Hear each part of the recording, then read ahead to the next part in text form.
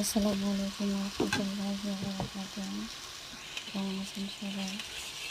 আমাদের এখানে প্রচুর শীত চলতেছে। এত ঠান্ডার মধ্যে রান্না করতে একদমই ভালো লাগে না। তো শীতের মধ্যে যত ছটকাটে রান্না করা যায়। আসলে এত ঠান্ডা, বাইরের দিকে তাকালে মনে হয় যে চারিদিকে বরফ পড়তেছে। আমাদের এখানে যদিও বরফ পড়ে না, তারপরেও আশেপাশ থেকে বাতাস এসে এত ঠান্ডা, এত ঠান্ডা। যাই হোক, আল্লাহ পাক সবাইকে সুস্থ রাখুক।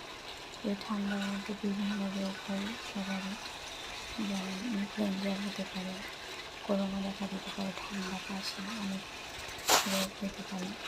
যাক আল্লাহ সবাইকে সুস্থতা দান করে, সবাইকে সুস্থ থাকাতে প্রদান করে। ঠান্ডার মধ্যে আমার প্রচুর কষ্ট হয় আর আমার প্রচুর অ্যালার্জি হয়। তো এবারও অনেক অ্যালার্জি হয়েছে, জানি না। আল্লাহ পাক সবাইকে যেন সুস্থতা দান করে, দোয়া করি সবার জন্য। আর ঠান্ডা যেন একটু কমে, ঠান্ডাটা কমলে অনেক ভালো লাগে। যাক আলহামদুলিল্লাহ, তারপরও অল্পতেই অনেক সুস্থতা আল্লাহ দান করছে। আমিন।